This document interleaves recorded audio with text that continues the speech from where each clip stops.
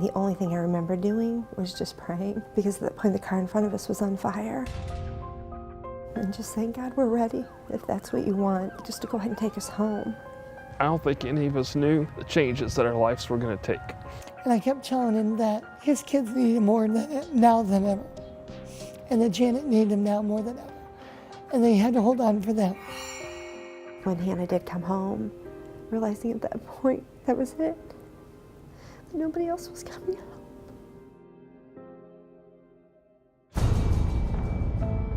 This program raises questions. This program is for people who find it hard to trust God. The best answers are wrapped in flesh and blood. My friends, people who are enduring real tragedies every single day. Quadriplegia, muscular dystrophy, stroke, bankruptcy, loneliness, singleness. We're going to talk to those very people who have touched my life.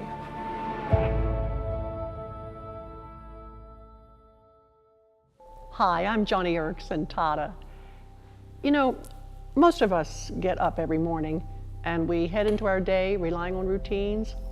We pay the bills, we sort laundry, we balance the checkbook, pick up groceries, put the kids in the van, drop the boys off at soccer, punch a time clock, put in the miles, go through the motions. It's life. It's routine. And anything out of the ordinary, tragedies, accidents, huge life-altering upheavals, well, those things happen to others. You read about their heart-wrenching stories in papers. You see their catastrophes in living color on the nightly news. We shake our heads at their misfortunes, but they're people who live across town, in different cities or countries. They're never us. I guess it's human to think that way, to think that God has pretty much flicked on the cruise control mode on our lives. For the Slaight family, they were living a normal American life in a peaceful Midwestern town.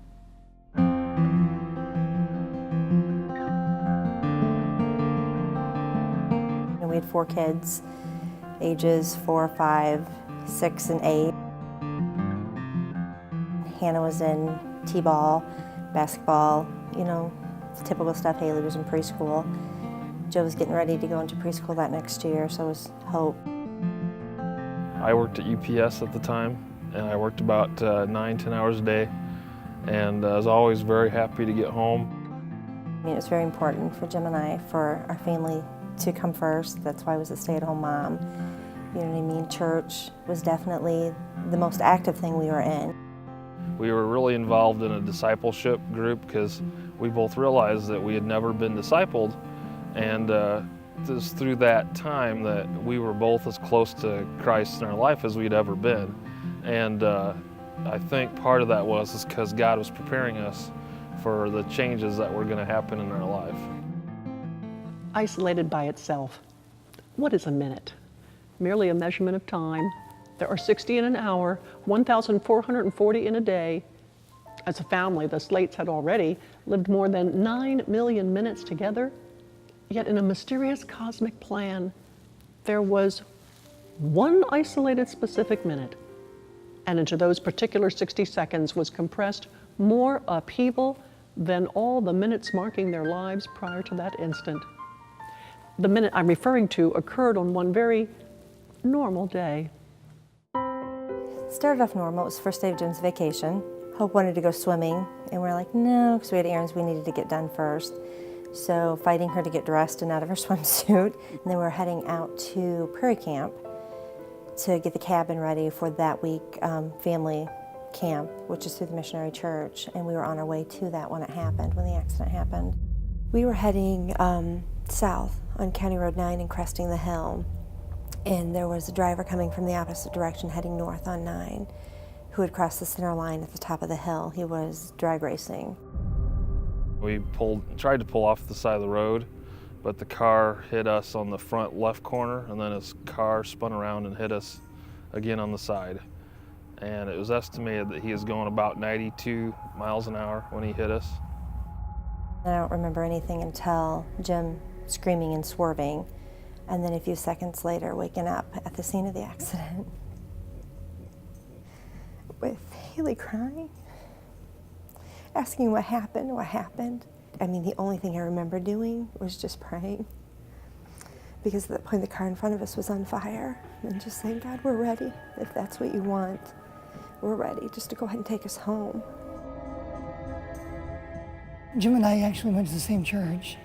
We've known each other probably about 20 years, I would guess. So, yeah, we're actually accountability partners prior to his accident.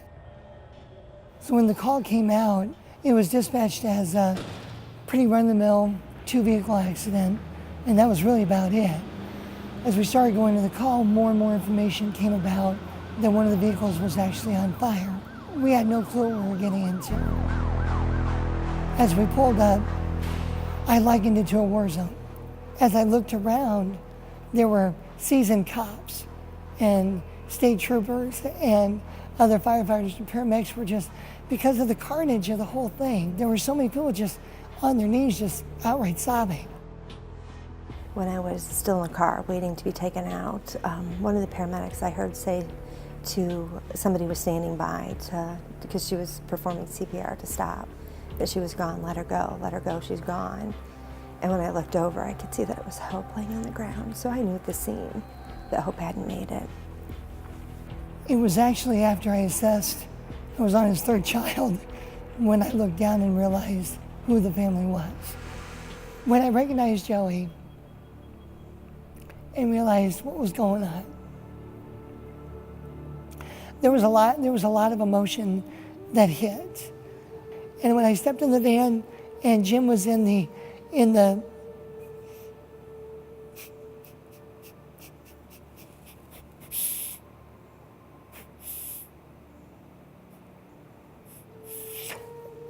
when Jim was in the condition that he was in, it was overwhelming. And all I was trying to do was talk to my friend to keep him here. And I kept telling him that his kids need him more now than ever. And that Janet needed him now more than ever. And they had to hold on for them. News of the disastrous accident spread like wildfire. It's a small town. Theirs is a close-knit church. And that instant that forever changed the lives of the Slaight family would soon have far-reaching impact within the community. At the time of their accident, I was a secretary here at Zion Missionary Church. Janet was pretty much one of my very closest friends at the time. And I came into the church and they told me. I basically just fell to the floor and started crying. I just knew that the kids were seriously injured, that they didn't expect him to make it through the night, and one of the children had died. And that was just that was the day.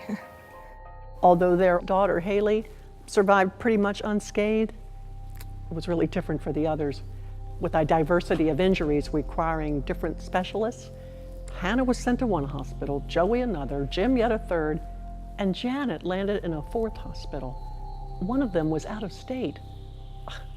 I cannot imagine a family being so separated at a time like this. But their church body really rallied around them, setting up teams to be with the Slaits at each hospital in the days following the accident. When Paul talks about when one part of the body suffers, they all suffer. And I think our whole congregation at the time, they just really banded together and they all reached around and held us through that time. The biggest thing we organized was making sure that there was always somebody with the kids 24/7. It was very hard because the parents could not be with the kids for quite a while. Janet said, just be with my kids, be with my kids. You know, we want them to be with people they know. When you hear people say, you know, I don't need to go to church to be a Christian, and they're right, you don't, but why wouldn't you? It's like one of the largest blessings God's given us is the body of Christ, to stand through it with you, to hold you, to walk, to grow, to nurture, to worship. You know, it's like a gift, it's a blessing. First thing I remember is waking up at the hospital. It's probably the next day, and one of our pastors from our church was there, and the first thing I said to him is, Hope died, right? Hope was an incredible blend of both Hannah and Haley. She was very strong-willed, but with that strong will came incredible passion at the same time, and nobody can love you like a strong-willed child can. She'd love to give hugs, and she'd love to have the touch, the loving touch, and she also gave it, and that's was very, very neat about Hope. In the hospital, they actually let me hold Hope and say goodbye to her while I was waiting to go into surgery, so I had that time to just kind of say goodbye, kind of deal with it a little bit there. Their darling little girl, Hope, was gone. That meant a funeral. The Slaight family may have been bedridden, in leg and hip casts and hooked up to IVs, but life, or I should say death, goes on. Their daughter was to be buried. There was a funeral to attend. Because Jim and I were both confined to the bed, I couldn't get up with both of my hips being shattered, and Jim couldn't get up because of his femur and his ankle. So I remember getting dressed in the hospital to get ready to go to the funeral, and then going to the funeral. Jim and I each had to take separate ambulances on the way there. I sat on that step back there, and I cried. Well, the funeral was beautiful. You know, there's that part of you that you think, when we get home, things are going to get normal again. We can get things back again. I don't think any of us knew the changes that our lives were going to take. We were just happy to be together. I was clueless to what it meant to be paralyzed. I mean, just completely clueless to know what that meant, physically, emotionally, you know. I think for us, being told the kids would never walk again, honestly was probably far easier than living with what that really meant and grasping.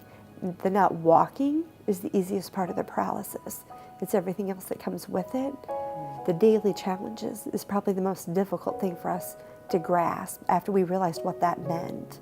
Somebody told us, aren't you glad your life is normal now? And it was like, it's not normal. I think we have to find a new normal and find out what all that's going to mean. Hope was buried, church life returned to normal, and Jim and Janet began to stabilize physically. But with 2 children now in wheelchairs, the Slaits returned home to a whole new way of life. I don't think truly the reality of everything set in for a good year after the accident.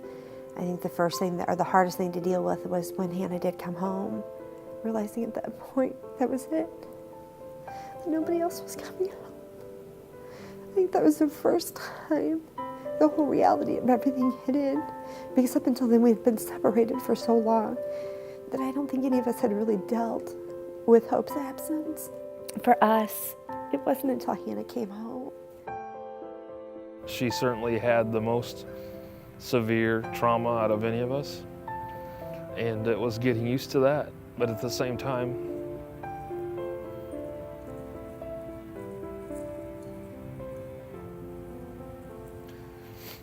just letting her know that we were happier that she was still here. I just really respect both my parents for sticking through with this, and I mean, because it's not easy, that's for sure. There was moments where they could have just, said they want to give up, or they didn't want to take care of Joe and I anymore.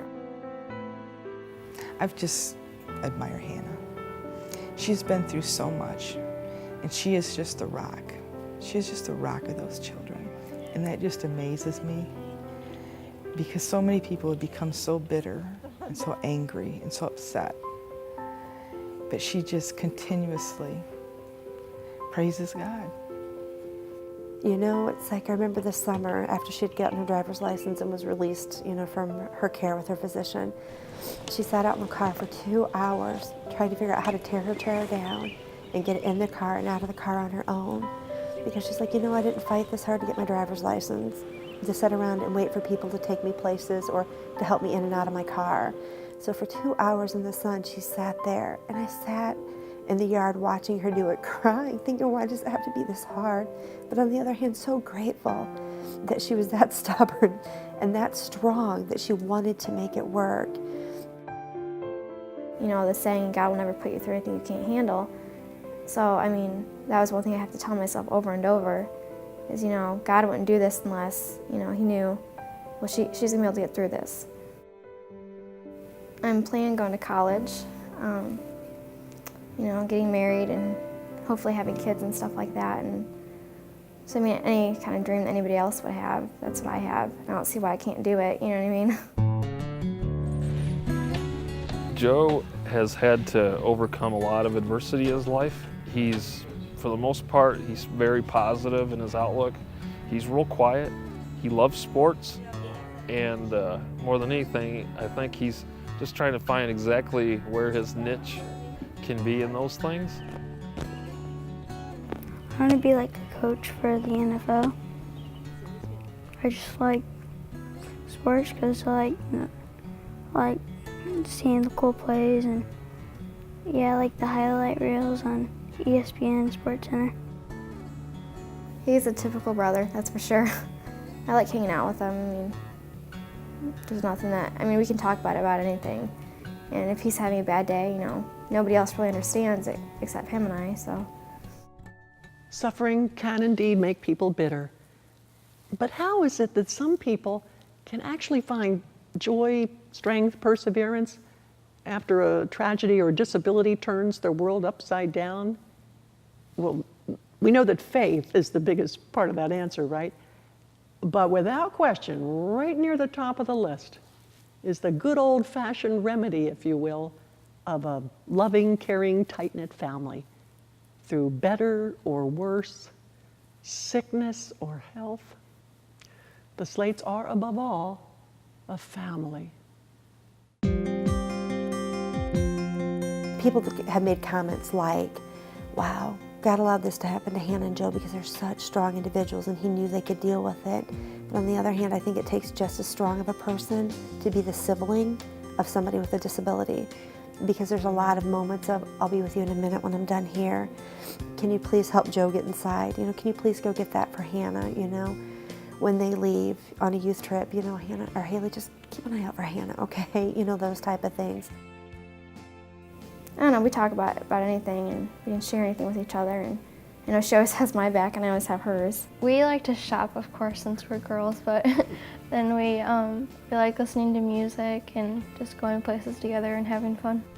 She's a teenage girl. She likes getting on the computer, the phone, texting people. She struggles, it goes back and forth. There's guilt that she can walk and she feels guilty that she can walk and they can't. She loves them so much, you know, and wants to be there with them and beside them through it all. It would be very easy for everyone in that family to be bitter and to be angry and to be very callous and miserable, but they're just not. I honestly feel that if any family had to go through a crisis as this in our church, that would be the family that could get through it. It's really easy for people that don't have that firm foundation to lose sight of what's important. But those guys have the secret. They've got the secret of how important it is to hold on to one another. And as long as they have that and they have their faith, everything else is a cakewalk. And I remember Hannah looking at me and saying, I'm so glad God didn't take you in the accident, Mom, because I really need you. And I went and laid in bed and it was like, Lord, thank you, because I'd much rather hear that from my daughter than have her say to me later, I wish God had taken you because you're so bitter and you're so angry. And I've never wanted my kids to feel that way. And for Jim and I both, our biggest prayer through all of this has been, God, allow this and everything they've been through to draw them closer to you instead of from you. Joe and I weren't supposed to make it through this at all. None of us were except my mom. And I think that's a miracle in itself. And God's done so many things in my life, that things that I wasn't supposed to be able to do, that I can do. Colossians 3:17, where it says, whatever you do, whether in word or deed, do it all for Christ. I think that sums up kind of our challenges that we face day to day. To always look at the bright side, to be happy, to make the best of things. Although I hate to see hope gone, but what they have gleaned from that, I mean, they had to pass through that fire to get that spark that they have. The smiles you see on the faces of each member of the Slaight family, they're not shallow or thin. No, those smiles are hard fought for and literally grounded in the Word of God and in a very high view of Him. With all of my heart, do I believe that God allowed that to happen that day? Yes, I do. Do I believe that it was in God's plan and His will, and His perfect will? Yes, I do. And I know that's such a hard thing for some people to grasp. You know, even the people I talk to that say, "You really believe that a loving God would allow my child to be born with a severe disability?" Yeah, I do. I do, just as much as I believe that He allowed both Hannah and Joe to be paralyzed and Hope to be taken that day. I believe that was in His perfect will. He had an enormous purpose for Hope's life. Enormous.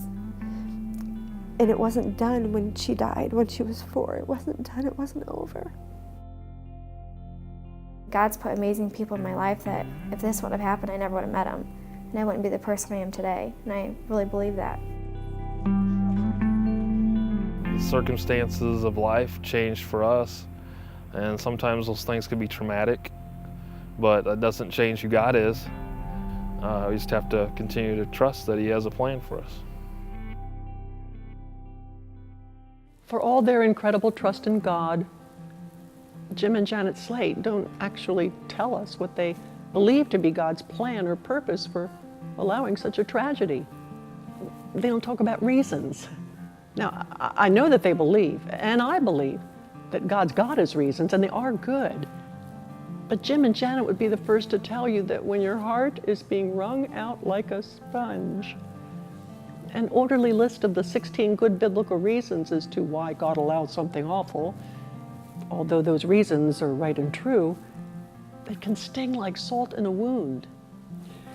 You know, Dr. Peter Kreeft once said that when a person is suffering, he's very much like a hurting child, looking up into the face of his daddy and asking, why?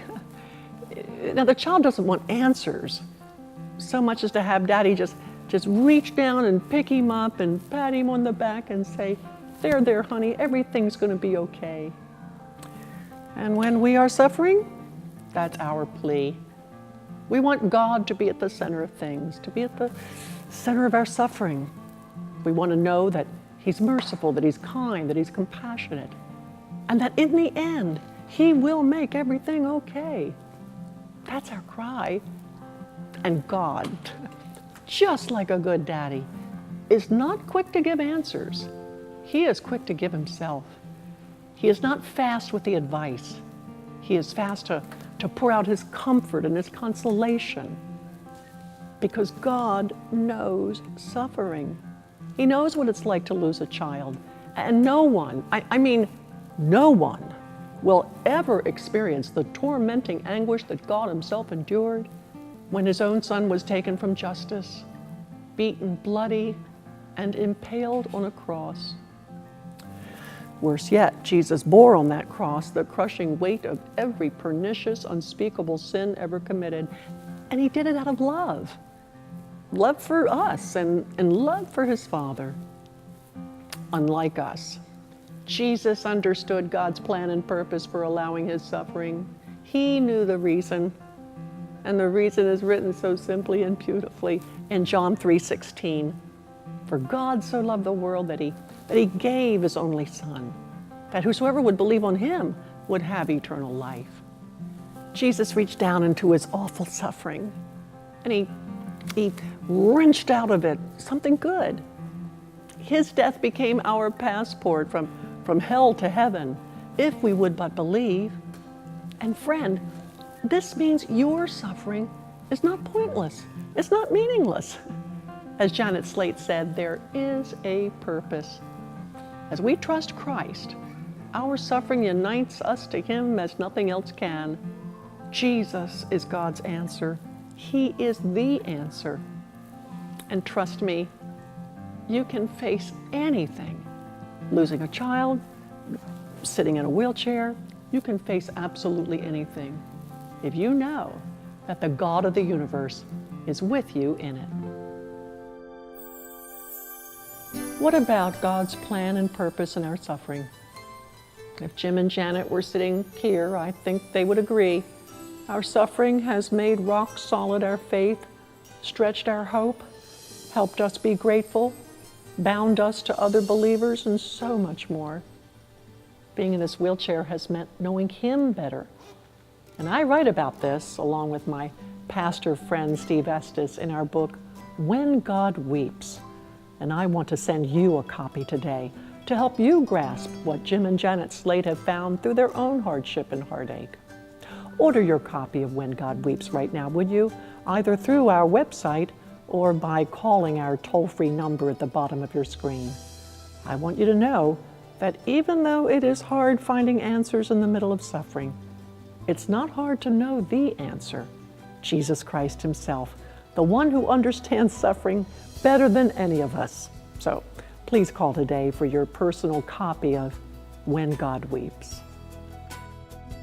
And when you receive this special book, When God Weeps, flip to the back and you'll learn more about how and to what extent God actually is in control of the awful and even evil things that happen in our world. The first appendix deals with God's hand in our sufferings.